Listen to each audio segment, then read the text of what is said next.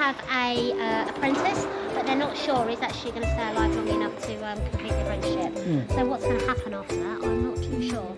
But being made of wooden fabric, it did mean that if a bullet went through it, very easy, just to slap another piece of material on it, paint it over, aircraft was ready to go again.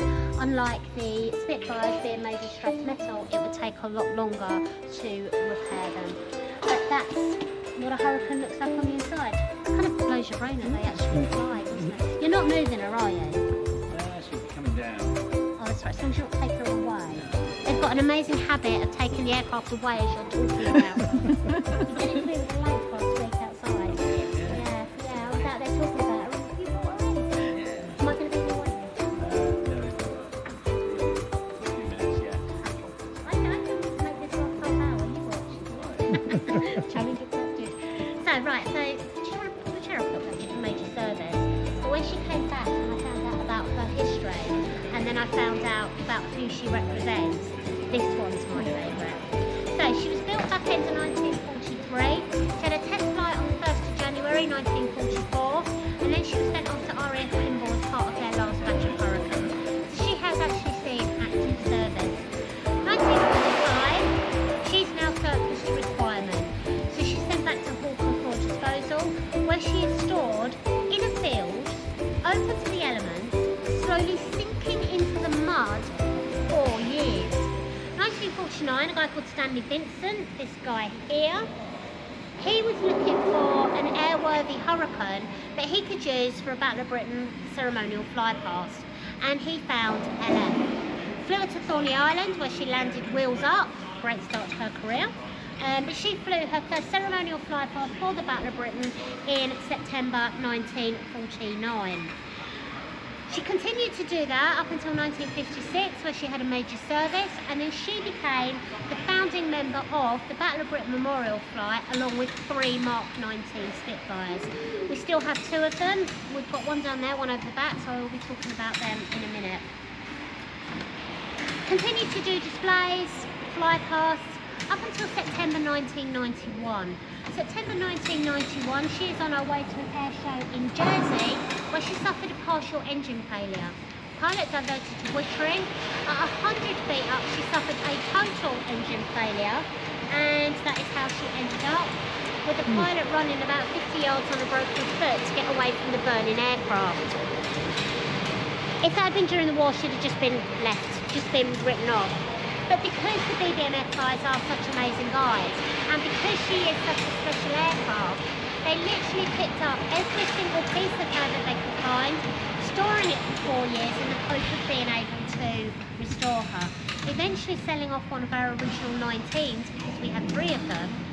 That one was sold to Rolls-Royce, so you quite often see her flying around at air shows. She comes back to visit us regularly. She was here twice last year, and I think that's because she wants to come back to us, really. She wants to stay here. Is that like the foot or the Reconnaissance? Sorry? Is that the foot or the Reconnaissance? Yeah. Do it on purpose. You can actually do these tours in 15 minutes. So you've got a job here. Oh, God. Should we explain that, Sasha?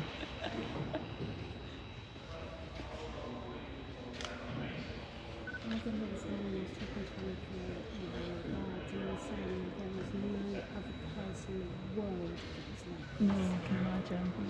You tap her what for free? I do. Kept up all night by his daughter, throwing a temper tantrum. And one of the other engineers said to him, "Your daughter's a real Spitfire, isn't she?" Hence the name of the aircraft. So she's actually named after a 7-year-old throwing a temper tantrum. But when you see them do that hot start and they spit that fire out, you cannot imagine them being called anything other than a Spitfire. And there was about 25,000 Spitfires ever made. There's about 20 marks of Spitfires, although some of them never actually made it off the drawing board. This one, she is a Mark II. She's believed to be the 14th of 12,000 made at the Castle Bromwich factory, which is now the Jaguar factory. This aircraft is the only original airworthy aircraft that actually fought in the Battle of Britain. She is a Battle of Britain veteran, this one. She came into service in August 1940.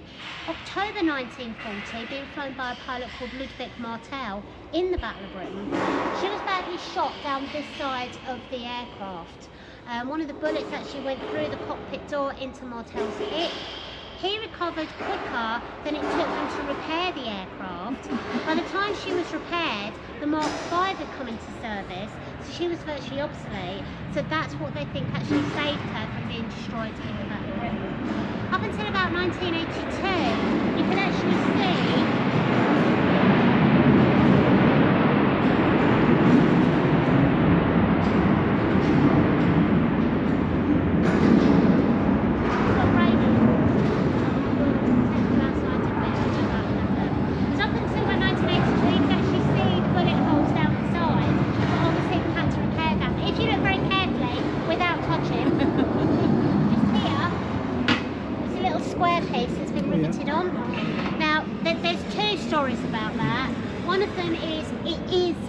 original bullet holes, and the other story is it isn't an original bullet hole.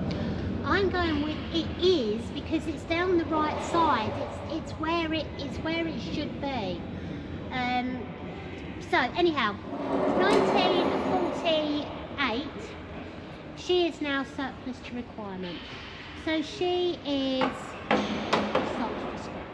Now there's a Mark 9 Spitfire on the market at the moment, confirmed killed during the Second World War, airworthy, nothing special about it apart from the fact it's a Spitfire. That's on the market for £3.9 million. How much would you pay for a Mark II? A Battle of Britain veteran aircraft? How much would you pay for her? Probably about 35 million, I would think. Well, she's actually short for £7 million now. 1948, he paid £25. £25. She was sold with 2 other aircraft. He bought all 3 of them. Job lot, £75. Luckily, she was bought by a guy called John Dale. He was a bit of an aviation geek. Being the RAF, she was sold with all of her engineering logbooks. Even luckier, he got bored one night and decided to flick through the logbooks, realised what a special aircraft she was, gifted her back to the RAF. Being a gift, it means we can't sell her. Got to keep her. Gutted. Oh dear. Absolutely gutted. She was made airworthy for the Battle of Britain film in 1968. See her fly one way, she's painted one colour. See her fly another way, she's painted another colour to make out that they've got more airworthy aircraft than they actually had. Where did we see that idea before? During the Battle of Britain itself. And we've had her ever since. So I don't know if you've noticed, depends where you're standing and what way the sun's shining, but she's actually called Kiwi 3. She's in the colours of this pilot here, a guy called Alan Deere. Being called Kiwi should give you a good idea of his nationality, New Zealand. Being Kiwi 3 means you should be asking what happened to Kiwi 1 and Kiwi 2. I'm going to tell you what happened to all 3 of them. There's a chair there if you want to put it down. Please be comfortable, because I can prattle on. I really can prattle on. So this is what happened to Kiwi 1. She crashed and burned about 8 miles off the beaches of Dunkirk. Now, Alan wasn't hurt, apart from a few bumps and bruises, so he jumped out of the aircraft, he commandeered a bicycle, and he cycled the 8 miles to the beaches, where he queued up to get onto a naval destroyer. When he got to the front of the queue, the naval officer said to him, "You ain't getting on this boat, mate. These boats are reserved for the guys that are actually fighting the war." The army thought that the RAF had deserted them during Dunkirk. They couldn't see that they were fighting over the channel, they were fighting behind the lines. Our aircraft were outnumbered 20 to 1 during Dunkirk. For every one of our aircraft, there were 20 enemy aircraft. The story goes that Alan actually knocked the naval officer out, stepped over his body and got onto the boat. Now I don't know about him knocking him out, but I do know he did get back onto that boat. He got back to base 19 hours after taking off on Kiwi 1, straight into another Spitfire, flying several more times that day. He was 19. Some of the other pilots that crashed on the beaches, they actually had to resort to taking the uniforms off dead soldiers to cover their own uniforms so that the army didn't set about them and that they could actually get back to the UK. Gordon, 1968, she was modified to look like a Mark 1 for the Battle of Britain film. She arrived here in 2000 broken down and used as spare parts. But when they saw her, they realised, one, that she's a low back clip wing bubble canopy, but she wasn't in such a bad condition as they thought she was. So they went to the powers that be and said, can we have the money to restore her? And they said no. The BBMF did not like being told no. So in their spare time and weekends and whatever, they actually spent a lot of time working on her, say in their own time. Brought her to an almost airworthy condition, went back to the powers that be and said, look at what we've done, now can we have the money to restore her? And they actually said, yes you can. Hence we've got her. And she flew again in 2012 after 57 years of being grounded. I mean, can you imagine the freedom she felt? She's actually currently in the colours of 322 Squadron. 322 Squadron is a Dutch squadron. They were the first Dutch squadron formed. They were formed out of 617 Squadron, the Dambusters Squadron. 6 weeks after they were formed, they adopted a grey red-tailed parrot, which they called Polly Grey. This pilot was actually shot down and killed about 2 months after this photo was taken. Polly Grey served with them throughout the whole war. She would fly in the Spitfires in specially made boxes. She would drink in the bar to the point of getting drunk. She would drink, gin was her favourite tipple. Pilots had a love-hate relationship with her. She loved to bite them and they hated her. 322 Squadron still have Polly Grey. She is Polly Grey Mark V, but they still have Polly Grey. 322 Squadron had the last Spitfire pilot to die during the Second World War. 8th of May 1945, Flight Lieutenant David James Hunter was flying Spitfire TB3WA on a fly past. He wasn't even fighting, it was on a fly past, had an engine failure.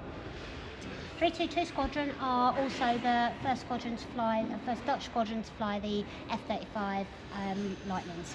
So they are still going.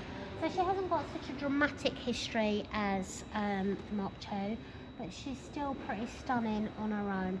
If you see her flying, see her actually displaying, and the manoeuvrability she's got is absolutely incredible. Right, let's go and have a look for Reconnaissance. It was pretty dangerous to be a reconnaissance pilot because they weren't armed and they would be out on their own. You probably noticed the big hole where the camera would be.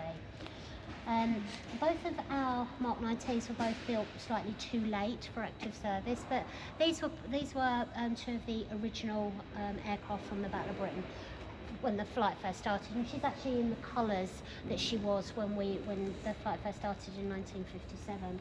Now, 7 years ago, she was having a major service when they discovered that she'd got a cracked A5 frame. Now, the A5 frame is the frame that sits between the cockpit and the fuel tank. Not a good idea to have a crack in it. So when they stripped it down, they noticed a lot of the nuts and bolts had moved over the years. They checked PS, our other Mark 19, she'd got the same faults. Chances are most of the Mark 19s have now. So they went to the powers that be and said, can we have a new A5 frame for her, please? Powers that be said, no, you can't ground her. Well, the BBMF don't like being told no, and they certainly don't like being told to ground an aircraft. So over the last 7 years, with the help of one of the squadrons over here, a couple of outside companies, A5 frame fitted on her, she has been slowly put back together, and she's had her engine tests, and she is just now waiting for the go-ahead to have her first flight test. I cannot wait. She flies on a Griffin engine. She's actually 18 inches longer in the nose to house the Griffin engine. And if you look, just by the exhaust, there's 2 bumps, and that is to house the Griffin engine. She's got 5 propellers as opposed to the 4 and the 3. The reason they put on more propellers rather than extend the propellers is the engines got bigger, they needed more power. There isn't that much ground clearance with the propellers being the size they are, so they didn't have enough room to extend the propellers or make them bigger, hence there is more propellers on them. With the Griffin engine, the propellers go round one way. No, with the Merlin engine, propellers go round one way. With the Griffin engine, they go round the other. So the pilot will put a big R on his leg if he's flying the Griffin, just to remind him that prop goes the opposite way. But I don't know if you noticed on the way through, but if we go back that way, Have a look at our other Mark 19. She's actually in the colours of a record-breaking aircraft. So Mark 19s will fly quite nicely at about 42,000 feet.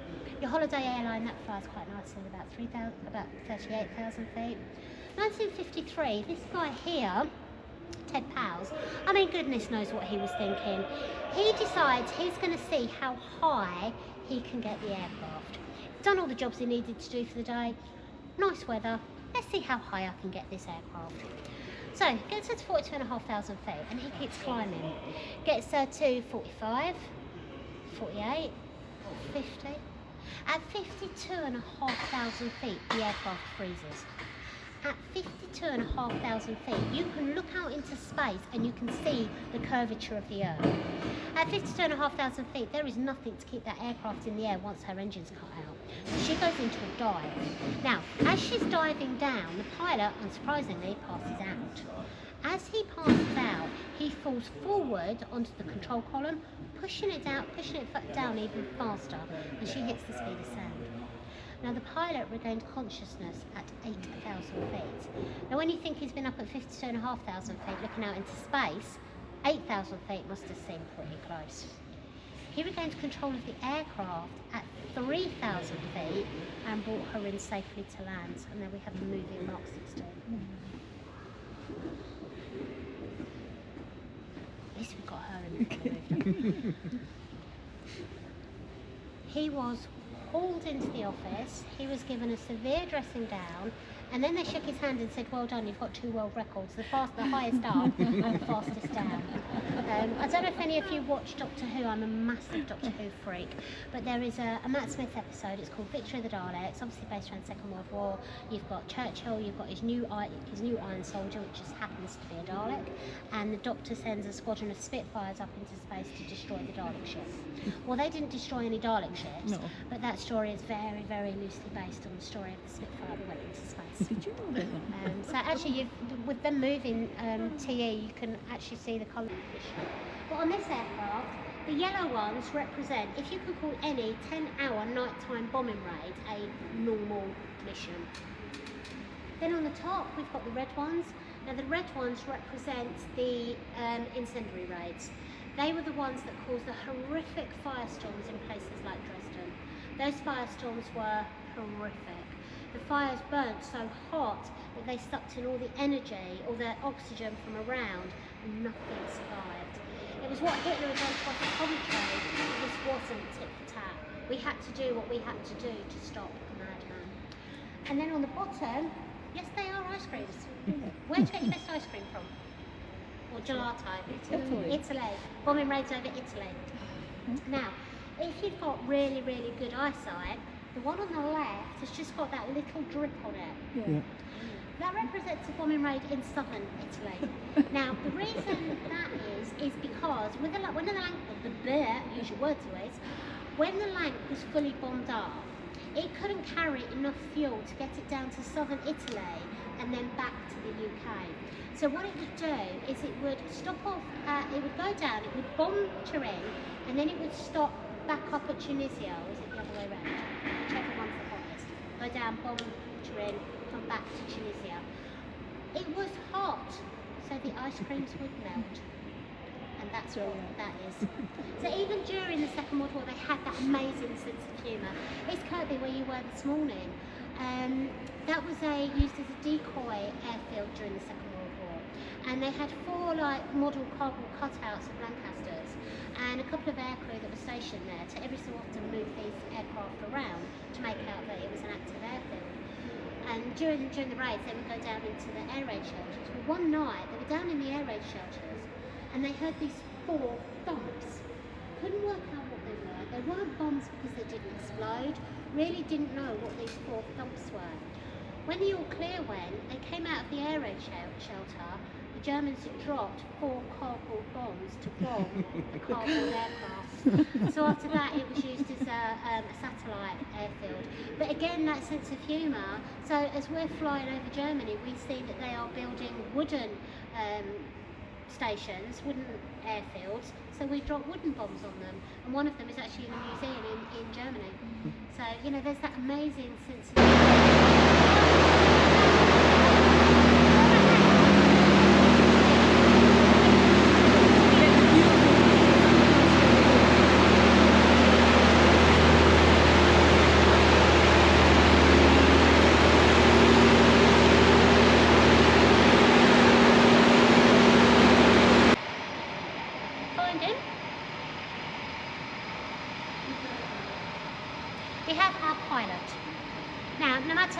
old he was or what his rank.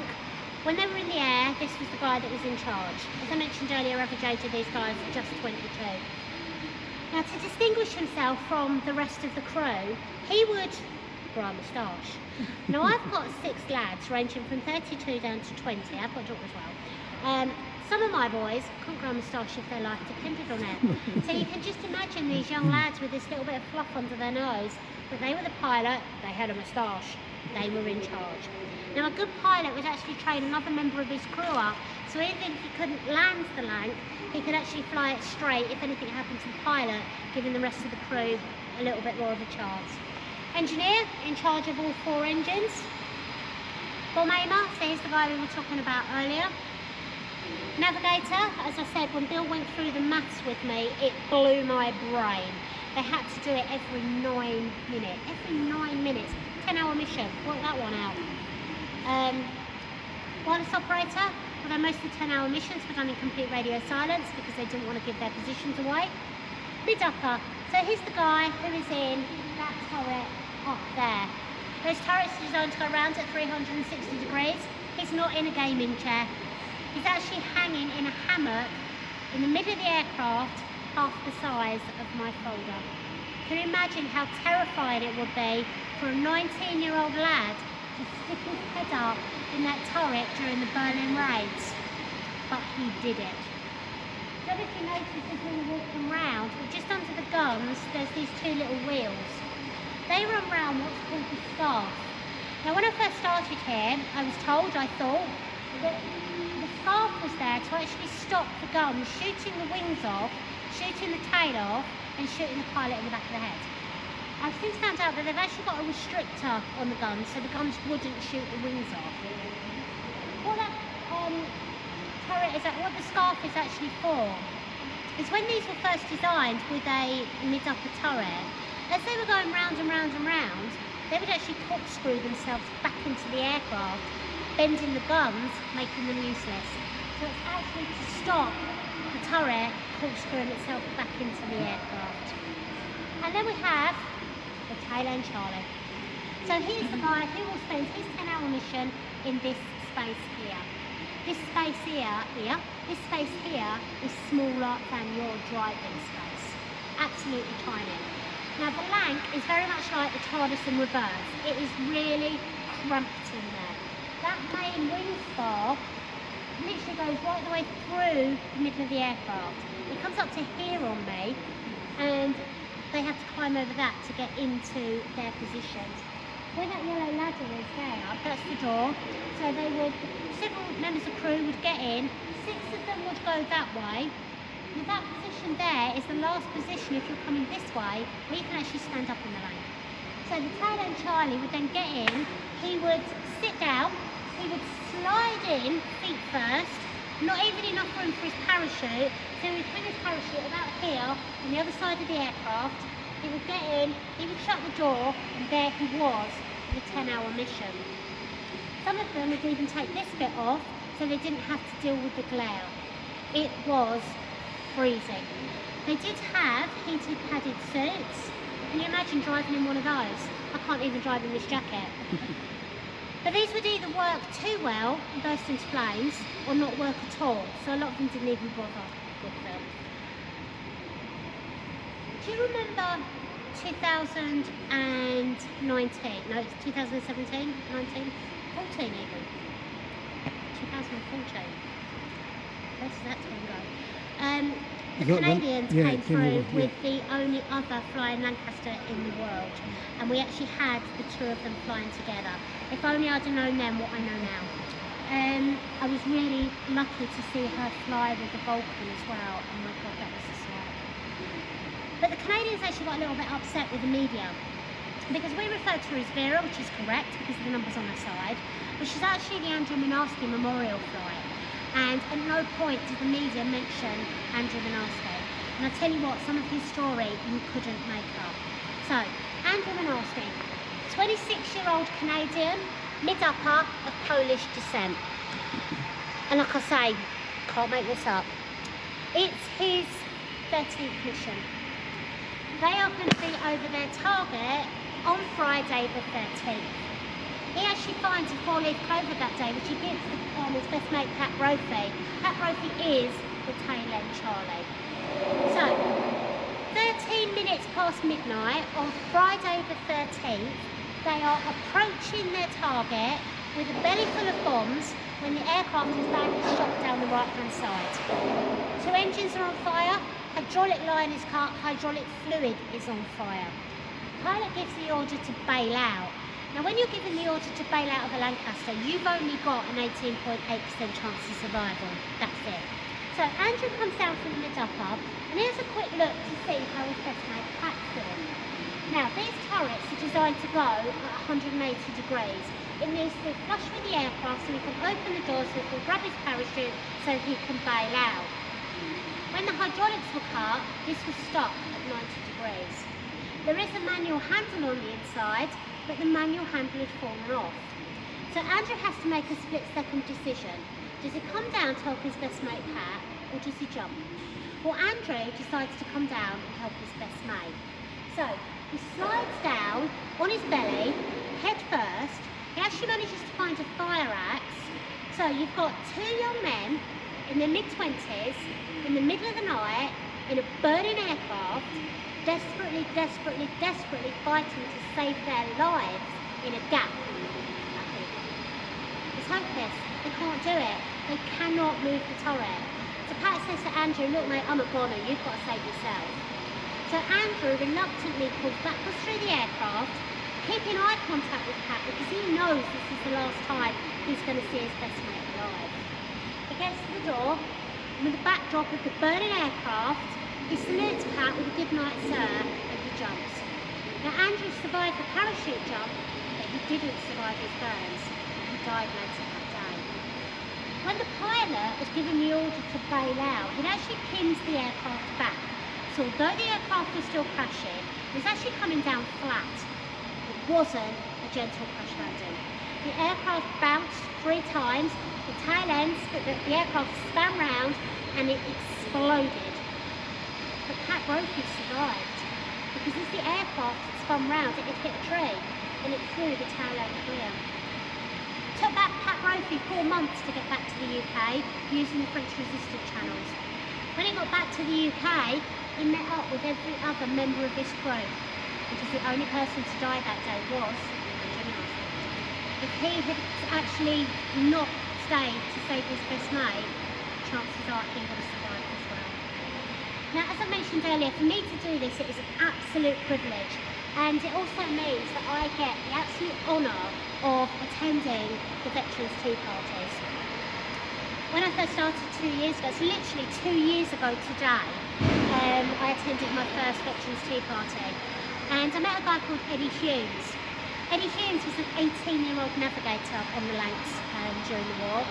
He said his pilot gave the order to bail out. He said the bomb aimer panicked and bailed out without his parachute. Eddie was the only surviving member of crew, and he broke his leg on landing, and he was captured and taken to a German naval hospital. He said for the 12 weeks that he was there, he couldn't fault their care, couldn't fault it. They looked after him. Once his 12 weeks were up, it's right, that's it, you can walk. And he was sent off to a prisoner of war camp, where he was involved in those pointless long marches. When I saw him again last year, I said to him, Eddie, I am so sorry I didn't ask your bomb aimer's name. And he said the bomb aimer was called Maudsley. And Eddie said that he was still in contact with his family. And I said to him, please, please, please tell the family that he is remembered every week. There was another guy there, he actually brought his diaries with him. His diaries were immaculate. And he joined up underage. And I said to him, what made you join up? And he said the factory where he was working before the war, because he was underage, he wasn't allowed to work overtime. So on the Saturday, he left at lunchtime, leaving all his colleagues to work overtime. As he cycled home, he watched 2 enemy bombers come over and bomb the factory flat, and he joined up the next day. And as I'm flicking through his diaries, like I say, they were immaculate. They were about that big, ink writing, immaculate.